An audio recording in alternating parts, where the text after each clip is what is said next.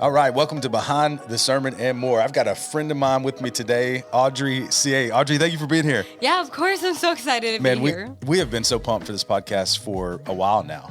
It's been a couple months, right? Yeah. Yeah, so I remember you were babysitting, I think, for Pastor Jared and Miss Lauren, I think. And I was like, I caught you outside, and I was like, hey, I would love to do a podcast with you. And you're like, I'd be so down for that. And then we're here. Yeah, we made it. It's awesome. I'm excited. Very cool. Well, there's a reason we wanted to do this podcast, and man, the drive of that is obviously the Lord has changed your life, and I want to hear more about that in just a minute. God has changed your life, and man, you want to live your life on mission for Him. So much so that you spent, was it a year, solid year, it's like almost 9 a year, months. 9 months overseas doing mission work. So we're going to talk about that, and really happy to do so. But before we get into it, I got some like serious questions we got to deal with. Okay, cool. Are you ready? Okay. So how old are you, Audrey? I'm 19. 19. So I don't know if either of these apply to you, but I'm gonna ask you either way. So do you drink coffee or tea or neither? Coffee. You are a coffee drinker. Yeah, I am a coffee drinker. drinker. So how do you drink your coffee? It's all over the place. Okay. Sometimes black. But Really? Yeah, which is You're weird. way too young for that. Yeah, that's like weird. That's like old stuff. That's funny. Sometimes, my parents have a latte machine, so that's really fun. Sometimes I'll like mix it with a protein shake. Yeah. But yeah. There's a lot of people that do that, the protein. So I really don't drink a ton of coffee. I do some, but I really like putting my protein in it because I have this, what was it, like cinnamon vanilla protein? Okay. Yeah, and I have like a frother, right? So what is the machine my wife has? She has the Nespresso. Does that sound familiar? Yes, yeah. So like you do that, and then you add like the Fairlife protein Fairlife milk. is where it's at too. Yeah. Yeah, that's the best stuff. Yeah, and then like a scoop of the cinnamon vanilla.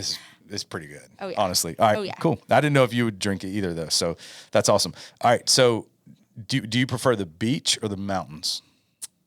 Probably the beach, but they're both really great. Which beach do you like to go to? What's your go-to? I'm like horrible with names. To be honest, I like honestly don't even know if I could tell you because I never drive us there. I'm like always Totally just get it. like, but Totally they're get it. all great. Yeah, same. So I grew up in Florida, so there's like beautiful beaches in Florida. I feel like I've said this on the podcast a few times, but it's like gorgeous beaches in Florida. Yeah. Like love them. And so what we would always do is we'd go to St. Augustine because like growing up we like to surf, and my kids to this day they all surf. They love surfing. And the Atlantic side there's more waves, but man, the Gulf Coast like Panama City, all that beautiful, Clearwater, beautiful beaches. But thinking like when I moved to North Carolina, like, man, we're gonna have to give up the beach. Like they're not gonna be as pretty. I was kind of thinking that way, but we've gone to Topsail Beach a few times and we've been to the Outer Banks. I'm like, yo, it is beautiful in North Carolina. Okay, yeah. Now, see, if you say it, I'll remember it vaguely. And I've been to Topsail. You have been to Topsail? Yeah. They're awesome. It's awesome. It's amazing. Yeah. I like that it's not commercialized. I think that's probably what I enjoy too. Yeah. And the water's pretty blue. It's For like super a North blue. Carolina beach, it's pretty blue, yeah. It's the same Atlantic that St. Augustine has, but it does not look the same. It's like super pretty blue. Awesome. Okay, so do you prefer pizza or tacos or neither? Tacos all the way, but I do love pizza. Okay. But yeah, no, I love a good taco, but it's kind of like the American taco. I'm not like, I don't know if that's bad, but like I like tacos all around, but like my comfort food is like, flour tortilla, ground beef, whatever. So do you have a taco spot you like to go to? No, the Mexican place on Salem Street is pretty good. It's super good. But, yeah. I have so many meetings there. It's probably Really? it's a probably good not place. good for my health. Yeah. Okay. So your generation, younger generation, 19 years old. I think I know the answer to this, but I'm going to ask it. What's your preference, texting or calling? Calling. Really? I was Yeah. going to say texting. Okay. Oh, really? Yeah. I'm really bad because I will look at a message and I'll be like, oh yeah, I'll get back to that. And then Okay. it'll be like the day goes by and then I'm like, oh wait, now I have to apologize for like getting back to that. So then I Yeah. put it off longer. But if you call me, I'll pick up almost every time. Okay. That's awesome. That's good to hear. Actually, even though I'm like way older, I think I prefer texting just because like, man, phone calls, I love people, right? And so I'll get on a call and I'm just on it. Yeah. I'll just stay on it for too long. And then I'm like, oh, wait a minute. I have 1,000 other things I have to respond to. Right. So the efficiency of texting can be helpful. But my wife, like, for example, Dana, I love everything about her. She's like, literally, as we grow older, like I grow more in love with her. She's incredible. She is. And so I preface that to say, like, I want everyone to know that she's the worst texter I've ever met in my life. Like, she does not respond in a timely fashion. She may read something and like have all intents and purposes to get back to you, and she'll totally forget. Yeah. So like, and not just with me, like with anybody. It does, like, I feel like the most important person in the world could like reach out to her and she might get back in 2 weeks, you know? That's like, that's so funny. That's how she does it. All right, cool. So would you prefer like camping, like primitive camping, so like tent camping, or like going to like some luxury resort type thing? Ooh, okay, if it's between the two, I would say luxury resort, but I do go camping more than I've ever been to a luxury resort. Yeah, so just because that's like more something that's like I wouldn't do. Like, I would probably go for that. That's awesome. That's awesome. Very cool. So along the same vein, would you prefer like a fancy place to eat or just like grilling in the backyard? Oh, grilling in the backyard. Same. Yeah. I feel bad if I spend too much money on food. I feel like it's a waste of money. I totally agree with that. All right, cool. Couple more. All right, you ready? So these are more like faith value type questions, like this or that question. So your quiet time, your time with Jesus, do you have a preference of doing that in the morning or in the evening, or is there like a different time? I'm a big morning person. Okay. Yeah, and just in general, I love the morning, but I just like how it's so quiet in the morning. It just like helps me to like start my day well. Yeah, absolutely. All right, so I'm assuming that you have heard like some hymns, right? Like some old school hymns. Yeah. And then obviously like we sing some of those here, and we also have some modern stuff. Do you have a preference of like hymns or modern worship? I wouldn't say that one is like way better than the other. I like them both. I like how we do here, how we can kind of like do a little bit of both. Yeah. But if I had to choose like only one, I would probably go hymns. Really? Actually. Yeah, Okay. yeah. That's awesome. Yeah. I've thought about this a lot, and I think for me, like I love hymnology and like studying the history of why they wrote what they wrote. But man, there's some modern worship songs that like the content is super good, and so I've tried to distill like the difference of singing hymns and singing modern worship. And I think what I've come to is it's maybe a style thing for me. Like whatever I'm feeling in the moment, because I could like I could have like a spirit of melancholy in the moment. I'm like, man, I just need like an acoustic guitar or piano and like something, or I could be like in a joyful. I'm like, no, I want to dance to this one. Like just put something, you know. So I'm like you. I like all of it. I think it's great. All right, very cool. So this is a hard choice right here. Okay. So we know you drink coffee. Is that like a daily thing for you? Yeah. Okay, so you're at that point in your life. So if you had to choose between no social media for a year or no coffee for a year, what would you choose? I'm going no social media because that would be better for me. Like, it'd be better for you, anyway, yeah. So. That's awesome. Yeah. Very cool. Well, hey, thank you for answering some of those questions. Our people know you now. Awesome. They know everything about you. Very cool. Well, hey, before we jump into a few questions about your time in the Philippines, which I think is, man, just incredible. I can't wait to hear some of these questions. We didn't go over them beforehand, so this will be like new for me, fresh for me, and obviously fresh for the listener. So I'm excited about that. Before we jump into that, do you mind just taking a minute or two and sharing your testimony? Like, how did you come to know Jesus? Tell us about that. Yeah. So I've grown up in the church. I basically was at one church from when I was born till I was like probably 11 years old. And my parents were super, like not on staff or anything, but just like super involved. Yeah. They did a lot with kids ministry. So I kind of grew up around just kind of the gospel. There wasn't a time I remember like not knowing the gospel. Yeah. And probably about like 11 or 12 years old, I started to ask some more questions and be like, is this real? Or just like the questions that, maybe a 12-year-old would think of, and just kind of like really grappling with like the reality of it. And I want to say, I like can't remember it like super well, but I want to say like that was when I really gave, like those were the years I really gave my life to Christ, and I got baptized. Come on. And then, like between like 12 and 15, probably, I was just kind of like, I don't know, like I just didn't really like fully grasp it, I guess. Like I loved the Lord and I wanted to like pursue him fully, but I just didn't know what that looked like exactly. And I guess I didn't see the importance of it fully yet. And my parents are like so awesome. Like they were just like the most godly awesome couple ever. And I'm just like so grateful for them. So they've always kind of shown me what that would look like even when I wasn't walking in it.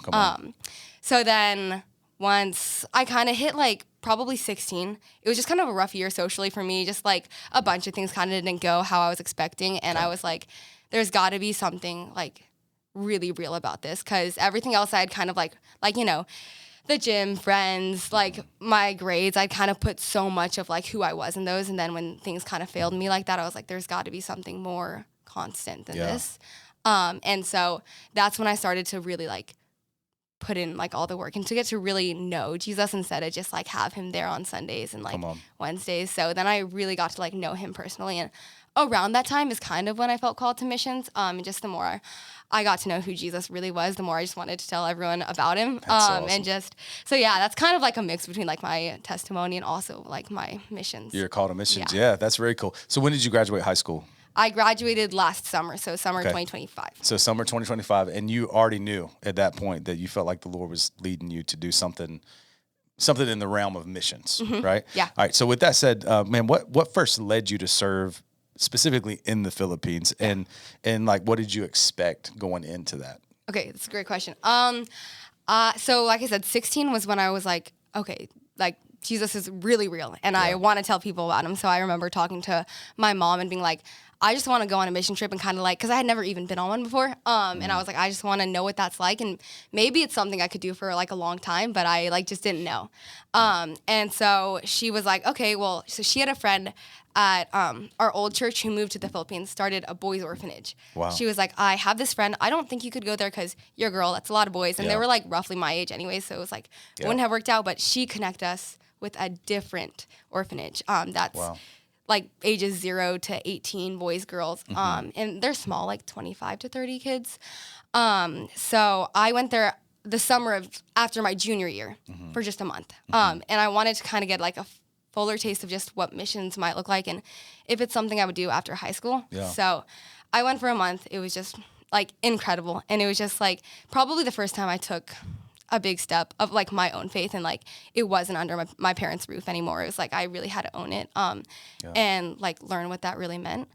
So I went for a month, came back, and I was like, I've got to go back there. So then throughout senior year, we were just kind of like planning, and I think it took like 2 months, and I messaged the director again, and I was like, I'd love to come back for like maybe a year, maybe 2 years, like we'll see what that looks like. So originally the plan was 2 years, and then we kind of brought it back down to 1 year so that I could go to college afterwards. Yeah. Man, that's a huge commitment to make so early.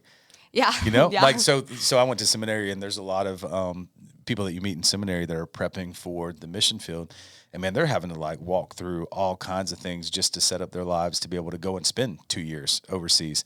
And to know that you like right out of high school already had in your mind, like, hey, maybe 2 years, maybe a year, maybe somewhere in between, maybe less, maybe more. But man, I just want to do it. And you shared those emails, had those conversations, got all the resourcing, and went. It's pretty awesome. That's pretty fascinating. I'm so grateful for the opportunity. It was like crazy. Yeah. Man, that is really cool. All right. So what did your day-to-day ministry look like whenever you got there? So you made it to the Philippines, which, by the way, can we talk about this? I heard your flight was a little crazy. Oh, yeah. Yeah, we can talk about that. Yeah, tell me about that. All right. So I went to the Philippines with my parents. They were like, let's just go with you so we can see at least where you're going to be. Because I was comfortable with it because I'd been there for a month. Same organization, same place, by the way. But they were like, we want to see like what the streets are like if we're comfortable with you walking alone, or if we're comfortable with you taking public transport or whatever. They just want to see it. So they flew with me. And so it was from RDU to somewhere else in America, and then from there to Taiwan to the Philippines. Wow. Okay. So, yeah. Big trip. Big trip. Took us it was supposed to take us like 24 hours. Wow. Ended up taking 34. Oh my gosh. So basically, I was right next to them the first flight, and then right next to them, like it was just the three of us for the 16-hour flight from America to Taiwan. And then the last flight was 2 hours. We had been traveling for probably 24 hours-ish at this point. And it just felt like, oh my gosh, I'm ready to be there. But I wasn't sitting with them because it was just a 1 hour flight. Yeah. So anyways, we got on the flight. I was so exhausted. I fell asleep pretty much as soon as we took off. 30 minutes later, oxygen masks drop.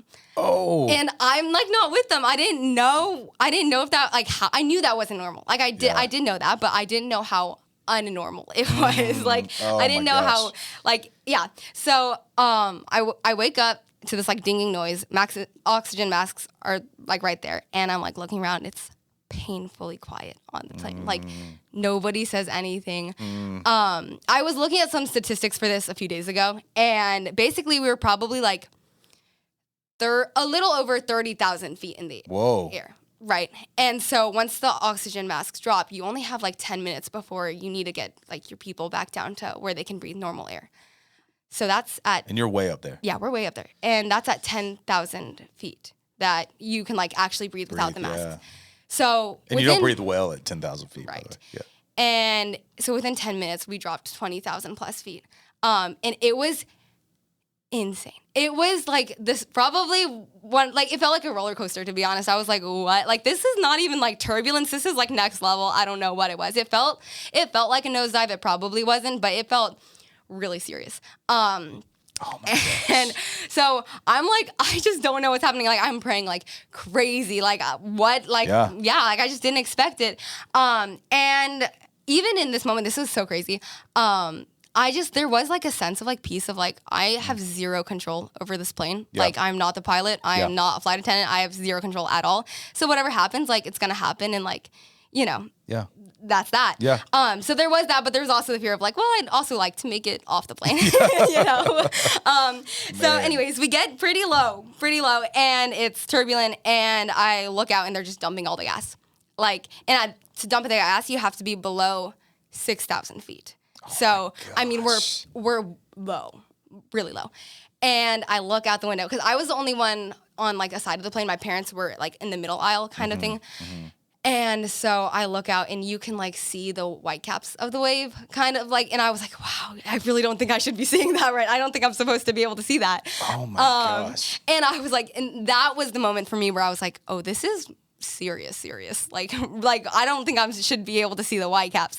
And so it's still painfully quiet. Probably the whole thing took, I mean, like 20 minutes maybe. I don't know. But it felt like an eternity. And eventually we kind of like stopped being so turbulent and we're still low. And then we like start to go up a little bit.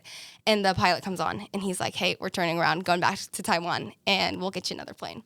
So something went wrong with the plane. Yeah, I think it was something about the pressure in the cabin, or I don't know, something like that.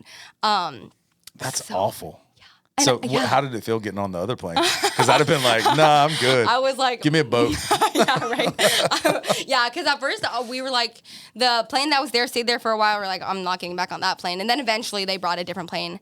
And they gave us, a $30 food voucher. I was like hoping for like a hotel or something. Yeah, something. But, give me a break. Yeah, right. Oh my gosh, man. Yeah, but I was ready to be there. So I was like, I'm just going to get on, fall asleep, and yeah.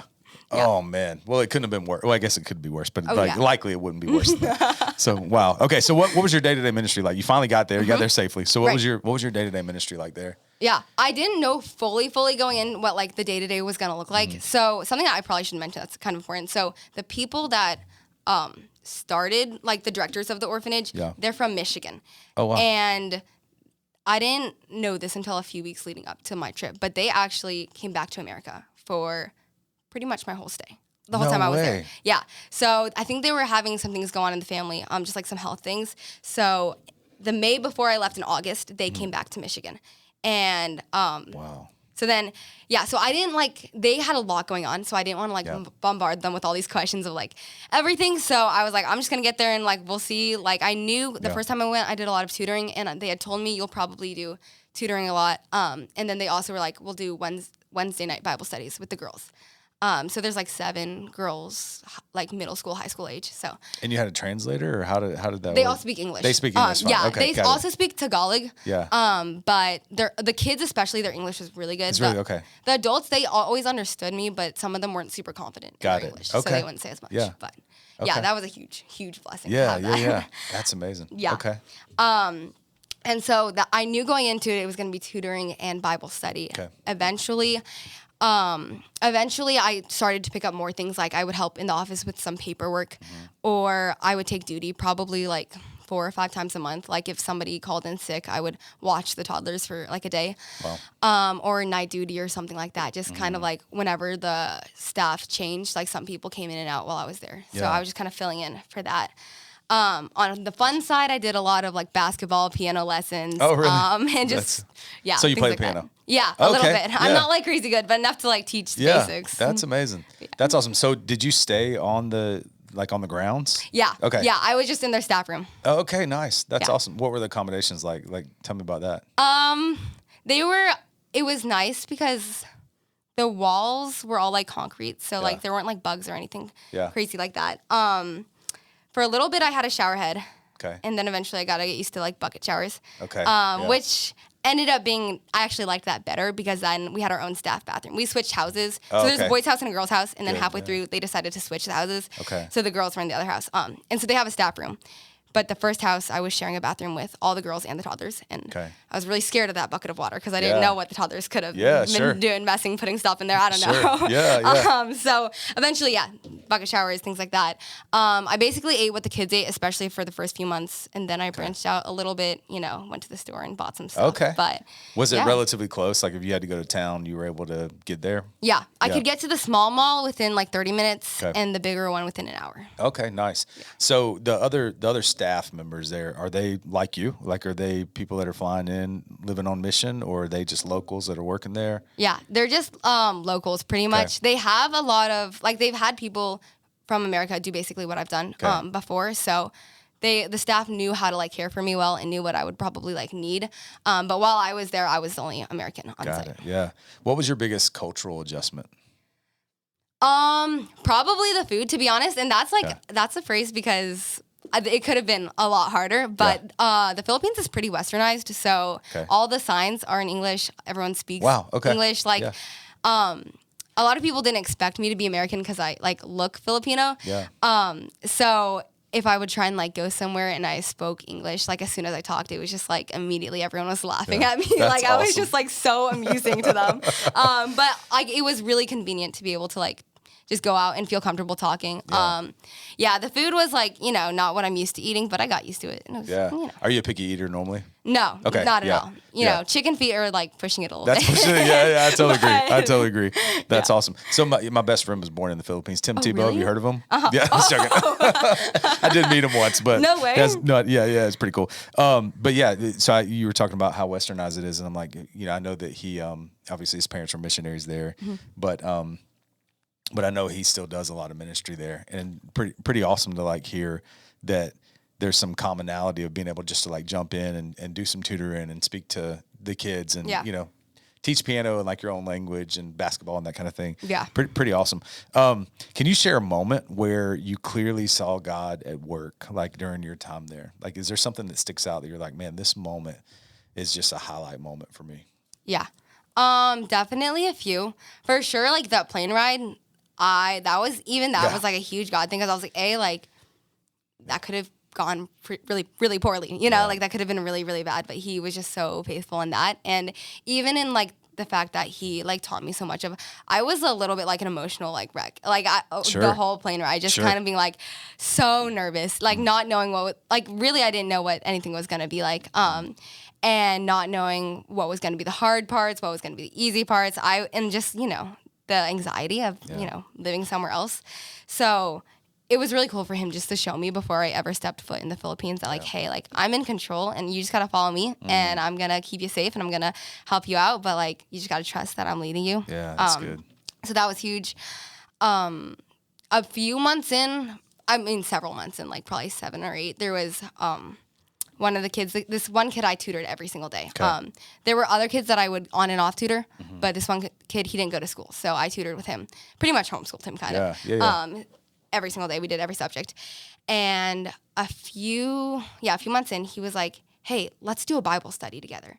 And that just like kind of melted my heart. And it was just so sweet and like cool that God would provide that and allow like that to happen, and also that he was eager for it, because there is something just so special when they really want it, because I could talk to them all day, but if they don't really want to know, like, that's right. It's hard to get get anything through. So that was cool.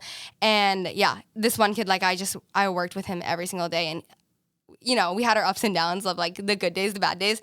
But then the last week I was there, like probably 4 days before I left, he came up to me and he was like, they call me Ate Audrey because Ate means like older sister kind of thing. So he'd be like, Ate Audrey, like I just talked to the like house parent staff. They called her Mommy Mai. He's like, oh, I just talked to Mommy Mai and she helped me give my life to Jesus. And it was like, that was so like mind blowing for me that like the Lord would allow me to be just a small part of that. Like really, I was just like small little like drops in this big bucket of like everything that brought his heart to the Lord. But it was just so like cool, and also a little humbling because I like didn't realize he hadn't already. I guess because he had been there for a few years, and it's everything they do devotion every night, and so I guess part of me was kind of like, oh, I just kind of assumed he was.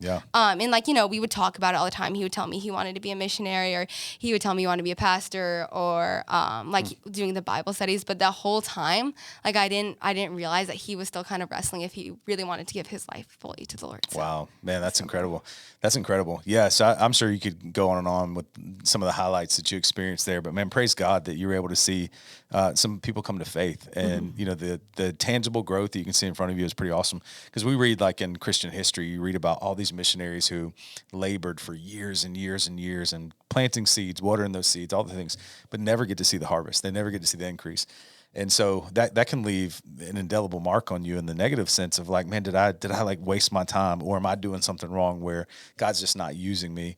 And for you to be able to be there, and labor well over those 9 months you were there, but also to see fruit of people who come into faith in Jesus is pretty awesome. So praise God for that. Hey, so we know God used it as a highlight in his sovereignty and providence with the airplane, but I'm sure that was a low light as well. And I was just thinking about this. Your parents went with you at the beginning of it.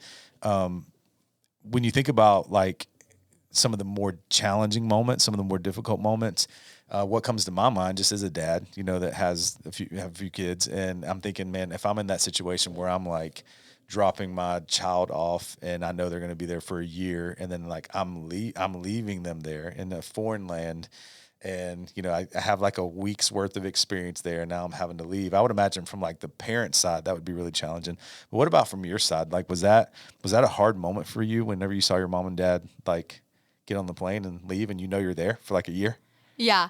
I think part of the adrenaline and excitement, I wasn't like totally sad about it. Like, I mean, I was like upset to see them leave, but I was just like so like ready to like get into it and start tutoring. And so that moment in itself wasn't like the hardest, but definitely like there were moments of it was up and down of like sometimes I was really homesick, and one struggle was definitely that I felt pretty isolated, like this tiny little American bubble in this very like everything around me was not my culture, and so there was definitely just some like feelings of isolation of like nobody fully is seeing what I'm seeing, and even in that like there is like so much to thank God for, and the fact that like there were also some pretty intimate moments between me and the Lord that were just so special that nobody else fully gets, and part of that's really special. But part of it in the moment was also just really hard.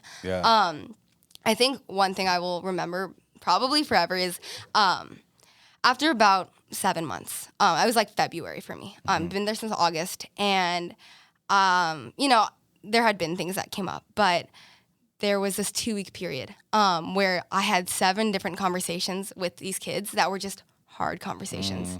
And part of me was so grateful because like these were conversations I'd been praying to be able to have, but they were also hard, and dealing with the aftermath of that was hard too, just really heavy stuff, talking about just their pasts. What age range would this be? Like some of the conversations? One of the kids was like 6. Okay.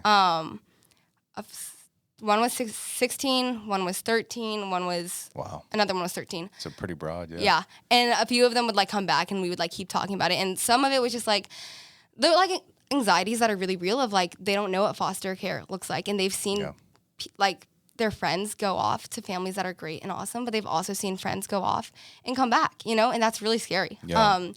So just kind of talking through some of that with them, talking through just past traumas or just just like fears. One kid, the 6-year-old, we didn't know a whole lot about his case. And so one day he said something to me super casually, like super duper casually, but I was like, oh, like I don't think they knew that. So anyways, I had to go and report that to the social worker, and they didn't. And that was just like crazy, really surreal, It's heavy. Yeah.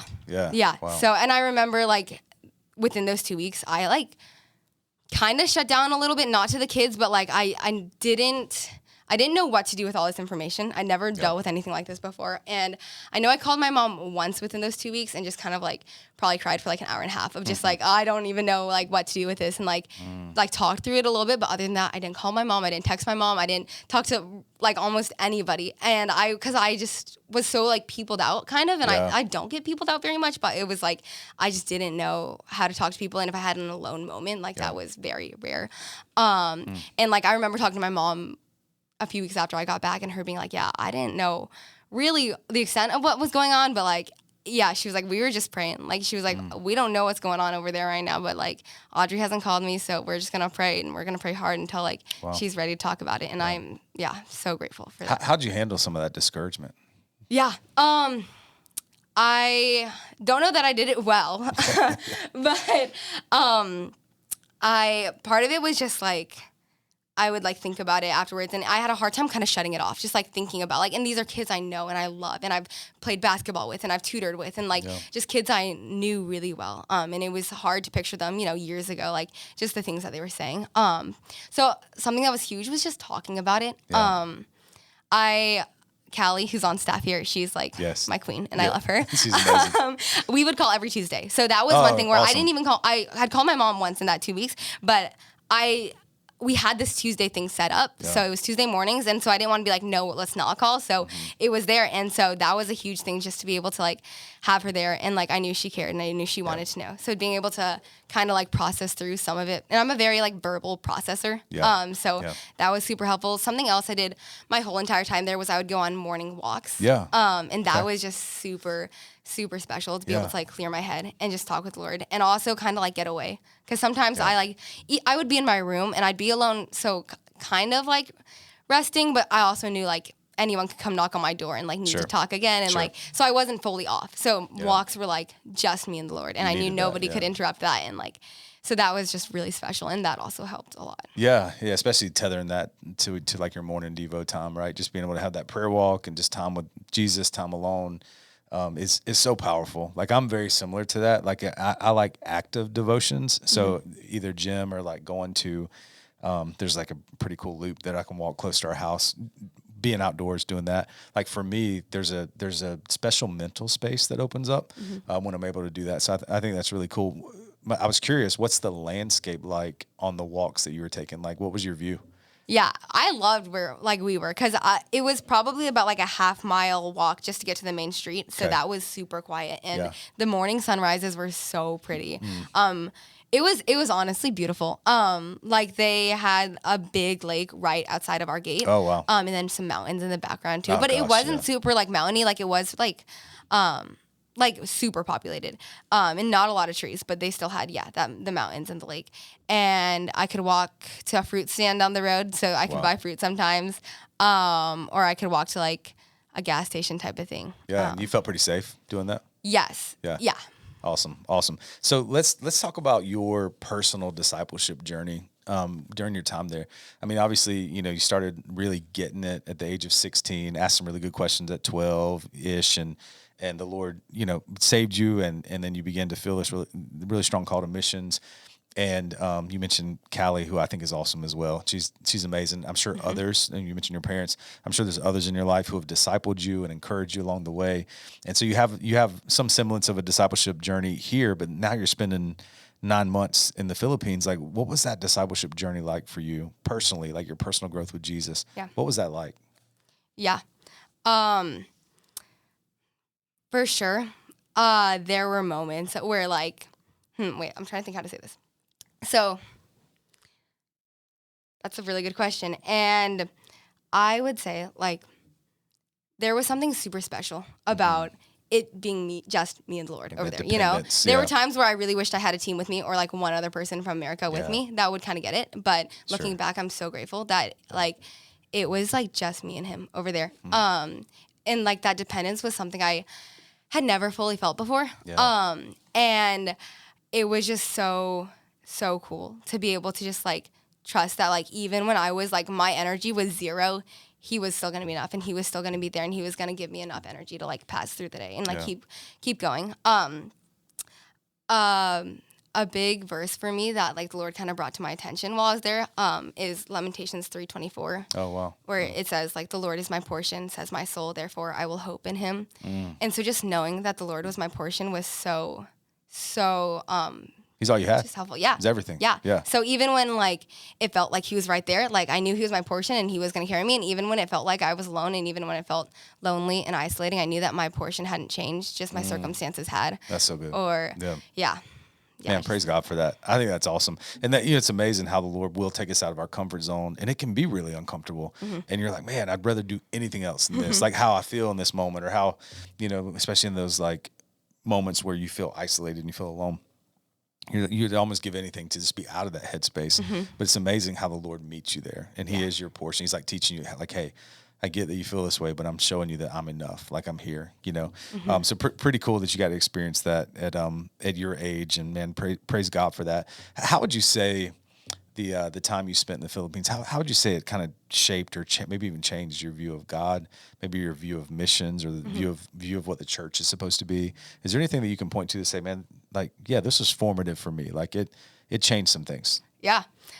Even in the first few weeks, the Lord kind of met me and taught me something that he continued to teach me the whole time. And that was just that, well, I would say growing up in an American culture, we can kind of, even in the church push this like feelings faith, of like, oh, it feels like the Lord is present, so he is. Right. And I know the first 2 weeks, I was just kind of like, it really doesn't feel like he's here. And that surprised me so much, because I had been on mission trips before, and it like felt like he was right there, Right. And I kind of like, I talked to Callie again, because she's awesome. And she also reminded me that feelings are like, my faith is so much more than just how I'm feeling right now. That's right. And sometimes he does feel distant, and that's okay. It doesn't mean he is. And so I think also, so that's definitely taught me a lot about the Lord. And then with the Lord and missions, I think we like hear a lot about this mountaintop experience when you're on missions. And I mean, it's real. We see it a lot. And I definitely felt that a lot while I was over there. But being there so long, I saw the mountaintop experience, but I also like felt some of the lows, Yeah. And I'm really grateful for that, because the Lord showed me some of the cracks in my own faith, like things that, like parts of my heart that I hadn't fully surrendered to him, that I didn't even know were there, or like my own legalism or my own doubts or things like that, the Lord kind of allowed me to see that I didn't know was there. And so that was really cool to be able to like bring that to him, and just that, again, like that dependence on him, like it was like only me and him. It was like, oh yeah, I probably should, work on that. Come on. That's amazing. Praise God for that, man. That's so awesome. That's awesome. It's funny, because even this past Sunday, we were in Psalm 77, and I preached on how like feelings are good. Feelings are from the Lord. Praise God for our feelings. But sometimes we treat our feelings as facts. And that's what's shaping our view of God. The lens in which we see the Lord can be through our feelings. And that's dangerous, right? Like you have to like allow the Word of God to shape you and to mold you and to guide the way that you think about things, because your feelings will lead you astray. And again, that's not disparaging our feelings. Our feelings are great. But man, Proverbs even talks about like, be careful of your heart, man, because your heart can lead you places that you really shouldn't go. But you will say, well, it feels right. And there's a word for that. It's hedonism, right? It's like whatever feels good, do that. Well, if we just did what we felt like doing all the time, we'd be in trouble. So yeah, I think in those moments where it feels like God's not present, or it feels like God's not active, those are some of the times that, man, we can really get into a negative headspace, because we can treat those feelings as facts. But the reality is, no, he's there. And maybe he's, I think I said some form of this Sunday, maybe it's in those moments that he's more present than he's ever been in your life, right? Yeah. Like he's carrying you in a deeper way than you've ever been carried, and he's shaping you in a deeper way than you've ever been shaped. But you just can't see it. Yeah. Right. And what is it? The latter part of Psalm 77 talks about how he carried, like there's a reference to the Exodus, like fleeing Pharaoh and slavery and all the things. And he was talking about like the seas being opened up, but he said, but your footprints weren't there. Like you did it, and we know you did it. And considering your providence in retrospect is always easier than in the moment. So we know you did it, and we praise God for what you did. We praise you for what you did, but your footprints weren't seen. Yeah. Sometimes you have those moments, right? Like you're sitting there, I would imagine, in the Philippines, and you're like, man, I don't see your footprints anywhere, right? But it's in that moment that he's doing something really special. So, hey, Audrey, did you make any special relationships while you're there? Like, did you connect with some others who were maybe from there serving on staff, or maybe someone in the community or whatever? Like, did you make some relationships you can point to and say, man, like, I think the Lord allowed me to meet this person because, like, is there a story like that you could share? For sure. Yeah, two people come to my mind. One is there was this lady who she actually did pretty much what I did, where she was right out of high school, 18, went to the Philippines. And how old was she then? She was 30. So she had been there for 12 plus years. It's 30 something. Yeah. And so she worked where same orphanage I was at for I think like 5 years. Wow. And then she went and became assistant director of a different girls' home. Okay. But she was still really close with the staff there, and she came and we had like an inspection at one point. So she came and made sure like everything was like helping us, making sure everything was up to date. And so she was super awesome, and she kind of like found out about me like a few months in, and she was already like over helping us out with something, and she was like, I want to hear like your story. Like, let me take you to coffee and let's just talk.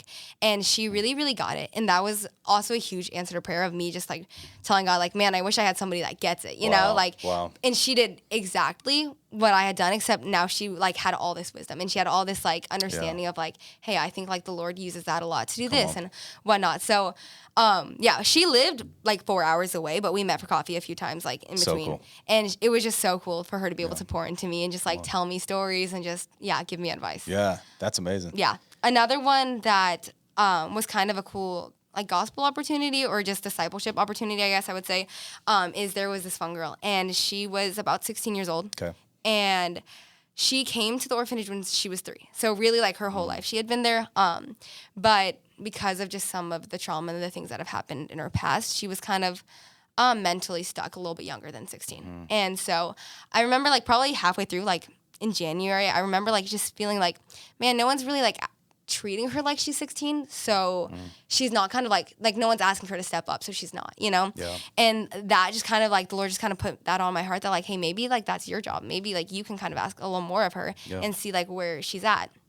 So I don't really know how it started, but eventually, like, we would just kind of, like, sit outside my door because they weren't allowed in the staff room. So we would, like, sit outside my door right after dinner. And, like, in between dinner and, like, getting ready for bedtime, we would just, like, sit and talk. That's awesome. And it started out, like, what's your favorite color? What do you want to be when you grow up? Like, how many kids do you want to have? Just, like, silly questions, you know. And we did that, like, every day. And then a few months in, she would start asking a few questions, you know, like, why did you even want to come here? And like, just kind of getting to share a little bit of that with her and like share a little bit of my testimony. And then sometimes it was deeper questions. And then sometimes it was just like, hey, like I've got a lot of stuff like ruminating in my head and I need to like, you know, get it out. And so there were just some cool like gospel moments there and discipleship moments. Come on, man. Yeah. That's awesome. I love how God, I just had this conversation with someone, how God puts people in your path. And like you don't know, but after you meet him and you get time to like see how the Lord forms that relationship, you're like, oh man, that like God was in the middle of that. This wasn't just happenstance. Like he strategically put us together for a purpose. And sometimes it's that counseling, discipleship. Sometimes it's someone pouring into us and mentoring us and encouraging us. Yeah, man. But it's so cool to know that the He's sovereign over that too, right? Like putting the people in your path that you need. Wait, listen, Audrey, I know you are like, you have to be tired because as we're recording this, we're in the middle of kids camp and Audrey has a major role at kids camp. And we were pretty popular. I saw you sign like 1,000 t-shirts today. But you've been killing it. And I know that there's one more session tonight and then family night tomorrow night, but man, you've just done a great job serving. So I'm going to be respectful of your time, but one last question and then we'll get out of here. But if someone's listening to this, right, and they're compelled by your story because God's already began a work in them. We're like, man, I think I feel called too. Like I'm called to do something as well. Maybe it's cross-cultural missions, maybe it's something else. But man, just considering what that next step looks like, what's something that you would tell them as someone who, even in your young age, someone who listened to God's call early on? Timothy's very clear, like, let no one despise you for your youth. So early on, you felt like, man, no, God saved me and he's calling me. And then making the decision and taking the initiative to like set up a way for you to go to the Philippines for an extended period of time. As one who has that experience, what would you tell the listener that's saying, I kind of feel called to, I just don't know what to do? What would you say to them? Yeah. That's a good question. Honestly, I think like I've been there. Yeah. And like that feeling, it's like exciting. You're like, wait, maybe this is what the Lord's calling me to, but there's also a lot of fear there, or there's just can be a lot of emotions there. I would say, yeah, continue to pray about it, and the Lord will be clear with you. You know, he's not making you guess where you're going or what you're going to do. And he'll kind of like make the way. But if it's something you've been praying over and the Lord's been clear with you, I would say chase it and chase it hard. And the other people might not understand. I definitely had some people be like, what? Like, you're not going to college? Like, that type of thing. And yeah, like some people just might not get it. And eventually you kind of have to learn to be okay with that, you know, and they're not God. So they don't know, you know, what God's telling you to do. And, so I would say, yeah, just chase it hard. And something that a pastor once said, I think it was while I was in the Philippines, somebody said it, but it's kind of stuck with me, is just that he said the most dangerous place for a Christian to be is outside of the will of God. That's right. And so, yeah, it might be scary, like whatever the Lord's calling you to. And even if you don't know, it might be scary still. But that if that's where the Lord's calling you to, like just like on the plane, like he's going to carry you through it, and he's going to keep you safe, and he's going to work it all for his glory. So, yeah. Amen. Audrey, thank you so much. Yeah, what an awesome answer. And I appreciate your time, man. I'm really, really excited to see what God has next for you. And oh, by the way, I don't know if I mentioned this earlier. I know I mentioned that you watched Pastor Jared's kids at one point. Mm-hmm. You're like the best babysitter in the world, man. My girls, they love hanging out with you. And now I have to play games with them that you've taught them. Yeah, so you're welcome. It's pretty awesome. That, but no, thank you. But Audrey, thanks for being here. Listen, I hope that if you're listening to this, whether you're driving, working out, grocery store, wherever you are, I hope it's blessing you. If you have any questions, anything that you want to follow up with, please feel free to reach out to us, apexbaptist.org. You can literally pick the general email or any of our staff's email. We'd love to connect you and help you in any way that we possibly can. God bless you. Hope you have a great week.